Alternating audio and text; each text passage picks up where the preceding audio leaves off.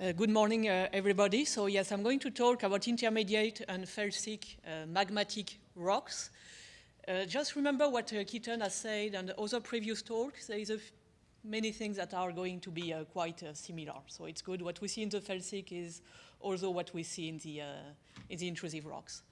So this is the outline of my talk. I'm going to talk about what I presented last time at the fall meeting, just to give you a little bit of context. I've been working on that type of rock for years, but specifically for this project, the one I'm going to talk about today, it's just been less than a year. So I will just summarize what has been done so far. Then we are going to talk about felsic magmatism.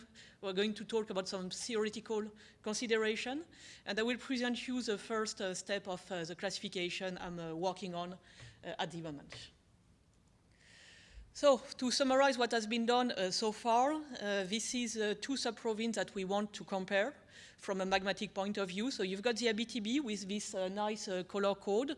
The color code identifies what is tonalite, granodiorite, TTG, TTD, diorite, alkaline intrusions. This is something I did a few years back, and this is very useful to see where this main intrusive type are and what type of volume we are talking about. We can talk about association, volume, etc. So we have that for the Abitibi. For Wabigoon, I don't know if I will be able to produce a similar map at the end of the project, just because of the way data can be accessed at the moment. But I will at least try to find some middle ground and to identify the main tonalite, etc., just to be able to compare volume for the different type of magma. So this is a work in progress. The data I'm working with are legacy data. So there is, of course, a Metal Earth geochemical data set, but there is more than that. There is also geological survey data that have been acquired through the years. So from the Quebec side of things, you can just download it in one step from the CGEOM data set. For the Ontario Geological Survey, it's much more time-consuming because you have to go back through all the MRD. So this is the different steps I've used to produce this compilation. There's still a lot quality control to do on this data that I have for the moment. And this is still expanding because at the moment I'm going intrusion per intrusion in the Wabigoon area. And doing that, when I type the name of an intrusion in Google Scholar, I end up finding more published literature with more geochemical data that I don't have yet. So it's still, I'm still expanding on this data set. But so far, it's still a workable data set, and this is a conclusion of what I presented last time. Here, it's in red the Abitibi, in blue the Wabigoon for the diagram that is on your right. I'm just going to focus on that. The main difference you can see between Abitibi and Wabigoon, again, when we talk about intermediate to felsic intrusive rocks, is that in the Abitibi, you have more of this sodium-rich type that you don't really find in the Wabigoon, and you also have in Abitibi, these rare earth element profiles that are least fractionated, that you don't find as much of those in the Wabigoon. So that was what I got last time. Let's expand a bit on this for today. So just to go back through the theory very quickly, these are the two main ways to produce felsic intrusive or felsic magma in the Earth today and in the Archean probably also. So this is from a Pichavant publication, and this summarizes the main way you have to produce this felsic magma. The first main category of magma are related to within crust recycling. By that we mean that we remain in the crust, we don't involve the mantle, and we do partial melting of the crystal rocks. Depending on the type of rocks that you're going to use to do partial melting, you will end up with different type of magma. So a very well-known, the two mica granitoids. You can subdivide this into different type of magma, whether your source rock is a pellite or something more wacky, more gray wacky. And you've got this other type of magma, weakly peraluminous to metaluminous, that have an intrusive rock as a source, not a sediment, but more something like a tonalite, for example. And then you've got this other category in which you have to involve the mantle. So the best known is you do partial melting of the mantle, you end up with a lot of mafic magma, and you do fractional crystallization of this magma, and you go to the end of it, and you end up with a little bit of felsic magma. Of course, all the felsic magma we have can't be produced this way, but some are. And another way is to contaminate your mafic magma, or to accumulate so much mafic magma in your crust that you will end up doing some partial melting on the side that can eventually produce different type of magma as well. And you've got also you can involve the metasomatized mantle and you will end up with other magma. So this source consideration, I just want to remind them, to you because depending on the source we are talking about, we are going to end up with different magma, and this explains a lot of the heterogeneity we see in any type of magma, and especially in intermediate to felsic magmatism. Of course, that's not the only thing. Once you produce your magma, it will differentiate and you will induce even more heterogeneity. So if we look at the Archean from this source point of view, this is a very well-known diagram that you have on the screen here. And by Moyen, it's a 2020 publication. And you see that most of this intermediate to felsic magma we see in a greenstone belt in the Archean crust, they have a crystal rock at the source. So different type of rock for TTG, for tonalite, so TTG, tonalite, trondhjemite, granodiorite into the suite, the main component being tonalite.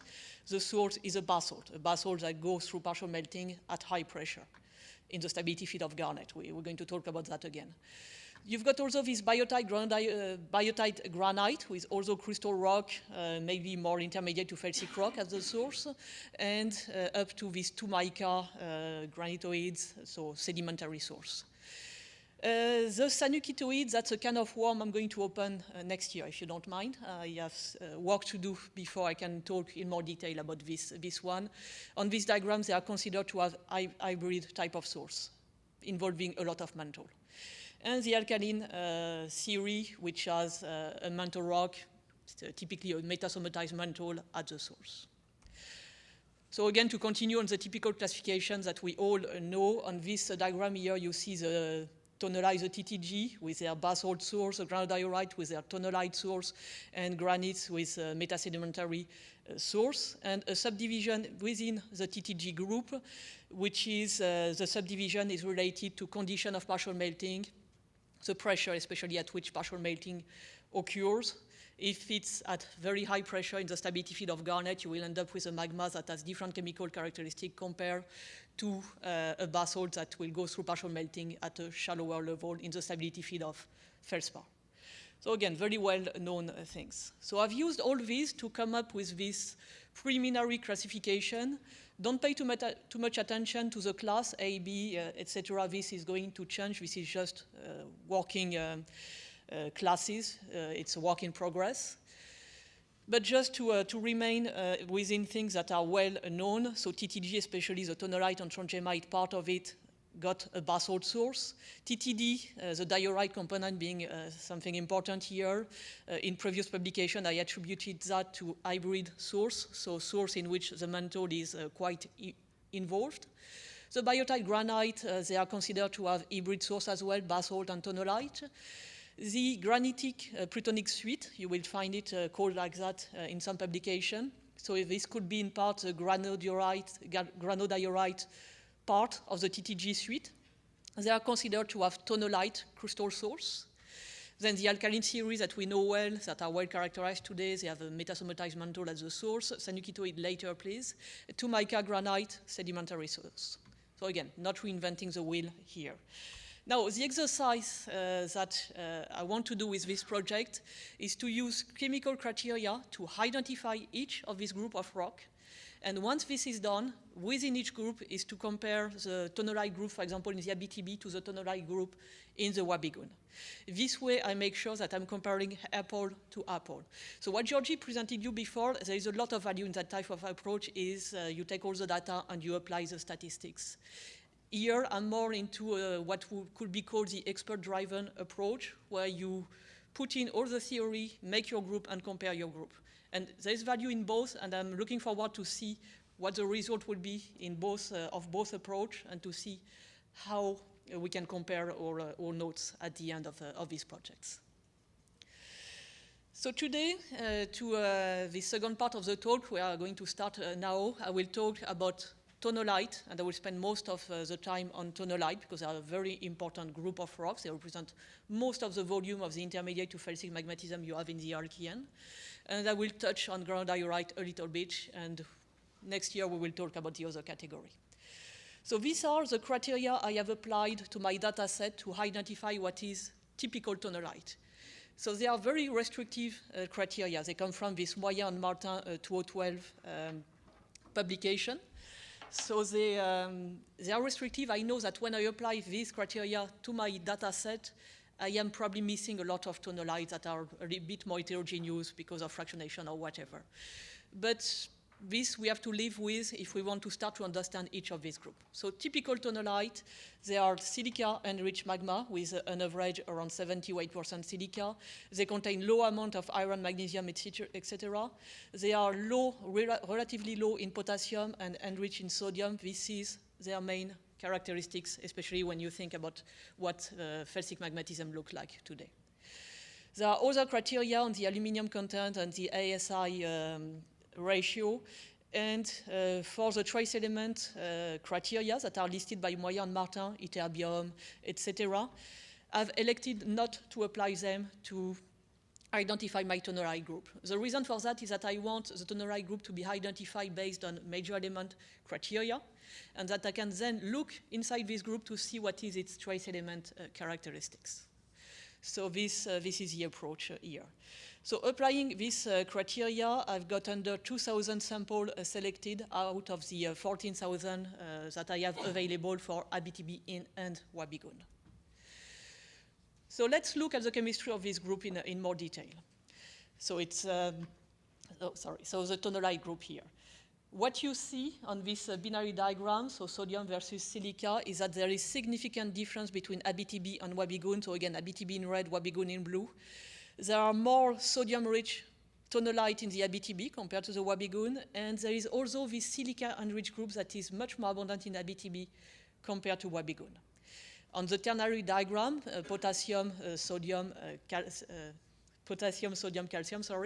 you see the same. You see this sodium enrichment, these sodium-rich rocks that are more abundant in the Abitibi compared to Wabigoon. So something I presented last time, and you see that most of this sodium, these differences you observe on sodium, you can attribute them to tonalite.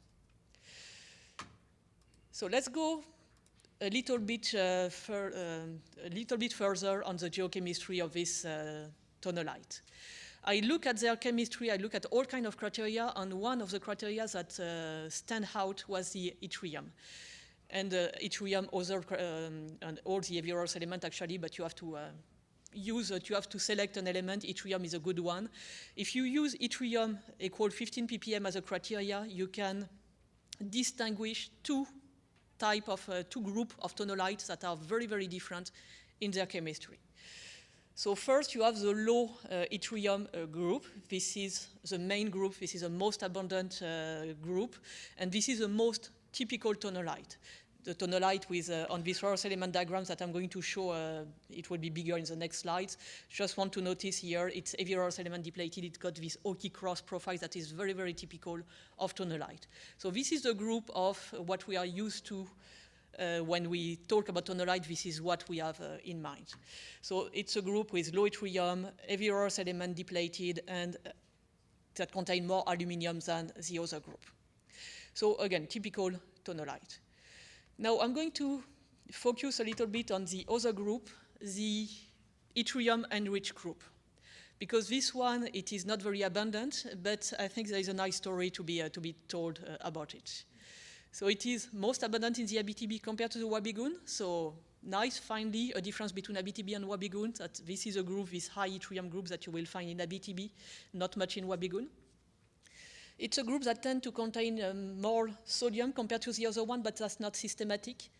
It's also a group that is more enriched in silica compared to the other one, contain less aluminum, more heavy earth element, and there is all kind of other chemical differences that I'm not going to insist on today, but just know that it's significant. These are very two groups of rocks. They are different magma, different source, different processes. You can't really relate these two groups with fractionation. So let's bear with me here with aluminum, rare earth element, and silica criteria. These are well-known characteristics that we can explain easily. First, for the aluminum and heavy earth element criteria, this can be attributed to to magmatic processes. So for example, partial melting, if it occurs at depth in the stability field of garnet, you will end up with an heavy rare earth element depleted magma with more aluminium than the other one. If you do partial melting in the stability field of plagioclase, you end up with a magma that contain more heavy rare earth element and less aluminium than the other one. So again, very well known. This is a pressure. Pressure will be your main player to explain these chemical differences here. Now for silica, so silica rich for this high yttrium group, it's also quite easy to explain. So on the side here, you have the quartz albite autoclase diagram. I took it from a recent publication, but this is a ternary diagram that has been around for a very long time.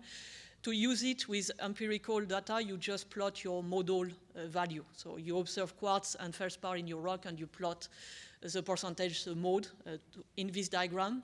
And you will observe that a magma that crystallize at shallow depths, at low pressure, will crystallize more quartz than the same magma crystallizing at higher pressure. This is just because the stability field of quartz and feldspar is different whether you're at high or low pressure. So this group, again, aluminium poor, high in heavy rare earth elements, silica rich, this is all the hallmark of low pressure magmatic processes. Now let's look at these two groups of rocks on the rare earth element diagram, which is here, and this is a Pierce diagram that I really like because there is all kind of, it uses immobile elements. So whether your rock is altered or not doesn't really matter. You can display them on this diagram and look at magmatic processes instead of alteration.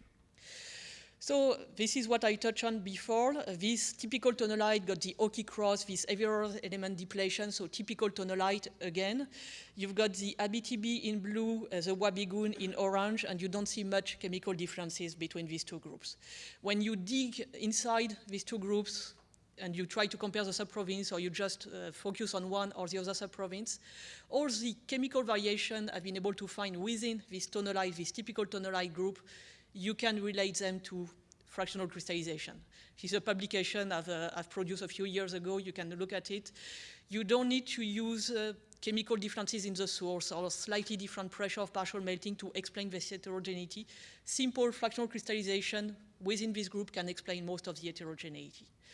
So this is a bit of a surprise because in other contexts you will see more differences on the heavy rare earth element content that could be maybe attributed to more variation in the pressure of partial melting. But for Abitibi and Wabigoon, we seem to have similar source going through partial melting around the same type of, at the same depth, within similar pressure condition. Anyway, I'm going to refine this, but this is what I see for the moment. And the other group is much more enriched in a heavy rare earth element, and again, you don't see much difference between Abitibi and Wabigoon, but this is the type of tonalite you don't see everywhere. This is a lot of heavy rare earth element for something that we want to call a tonalite.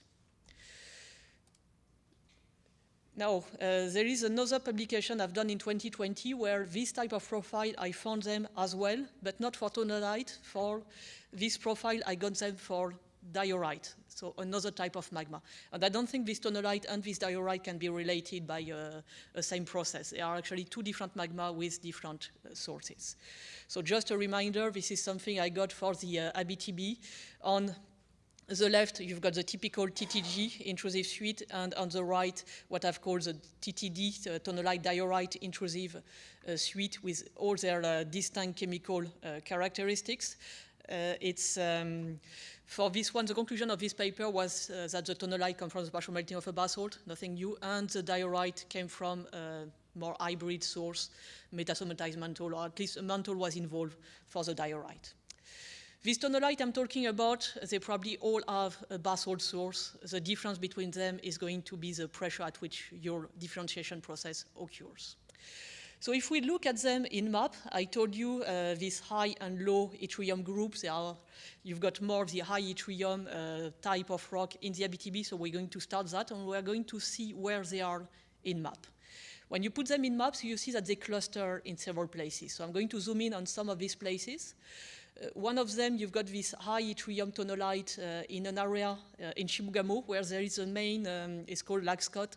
It's the main VMS project at the moment in the Chibougamau area. Moving on to this area, this is a Joutel tonalite. This is the one that's got this high yttrium criteria. Not all of the Joutel rock fall within my tonalite group. It's only because they have failed one criteria, which is the ASI criteria, and they may have failed it just because of hydrothermal alteration. So Joutel seem to be, as far as I know, quite homogeneous from a chemical point of view, and it can be called this high yttrium tonalite, and again, another one of these tonalites that is next to VMS. Same observation here for the non-metal area. And to conclude, Flavrillon, this is probably the most impressive example. Same as with Joutel previously.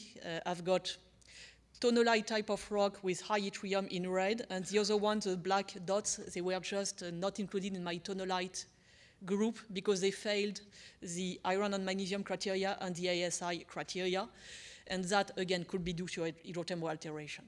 So Flavrillon look quite consistent, as most of it at least is probably this type of high yttrium tonalite. Again, I don't have to say there is all kind of VMS around.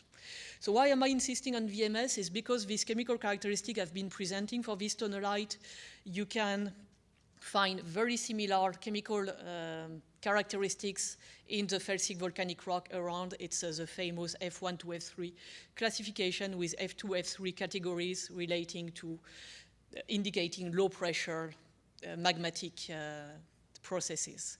So no need to reinvent the wheel here. Again, my high yttrium tonalites, they have all the hallmark of low pressure, shallow depth magmatic processes. So it all fits nicely.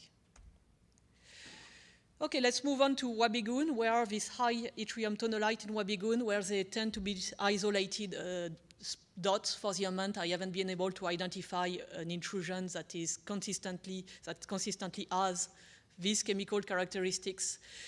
So I'm not going to repeat everything Keaton say. Thicker crust, more difficult to have shallow pressure, magmatic processes, etc. This is the most likely explanation for this observation, this difference you see between Wabigoon and Abitibi, and by that I mean having more of this weird, unusual high yttrium tonalite in Abitibi compared to Wabigoon.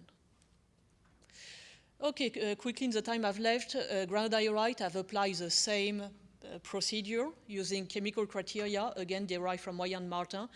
They are very similar to the tonalite criteria, except for the potassium value here. And applying this, I've got 500 samples selected. Surprisingly, you see the same thing as what I've been talking about for the tonalite. You see it also for the granodiorite. You can differentiate two groups based on the yttrium criteria, the same yttrium criteria. And if you look at the list of parameters here, they also see these two groups of rock have very distinct chemistry. And it's almost identical compared to what I've told you for tonalite. So I'm not going to repeat it. I'm just going to show you what the granodiorite look like on the rarest element and Pierce arachnid diagrams. Very similar, again. I will just draw your attention here on the tantalum, niobium, and titanium anomaly, TNT anomaly for those that are familiar with this. And you see in the Abitibi, you see a difference here between Abitibi and Wabigoon that I'm going to stress because I don't have much time left. You have more niobium, more tantalum, sorry, in this Abitibi granodiorite compared to the Wabigoon one. And there is not 100 minerals that can fractionate tantalum and niobium this way, and that can also impact on titanium. The main one would be biotite. So this looks like fractionation controlled by biotites that there may be differences between Wabigoon and Abitibi from this fractionation point of view. But anyway, with chemical differences, the similarities that don't mean that granodiorite can be derived from tonalite. For all kinds of reasons, they can't really do that. Granodiorite have a different source. But the other, in detail, the chemical characteristics you see on these diagrams, they can be explained by fractionation processes. Again, doing the same, putting this high yttrium and low yttrium group on the Abitibi map. So again, same as the tonalite, the high yttrium group is more abundant in the Abitibi compared to the Wabigoon. And when you look at the distribution of this rock, I'm just going to talk about this area here in the south where there is a large amount of this rock, that cluster. You have them in what has been interpreted as syntectonic to post-tectonic intrusion. So this shows that very late in the evolution of the Abitibi, you were able to do partial melting of a source that is probably a tonalite. possibly at the same time as you were doing partial melting of a metasediment, because this Lacorn complex got intrusive rocks that are very typical of what we call the S-type magma. So this is what I've got so far. I will show you for the Wabigoon very few of this high yttrium granodiorite rock, but more of the other typical granodiorite. So again, this data, I'm going to use them to identify what is tonalite, what is granodiorite, etc., and put them on a map. So thank you very much for your attention.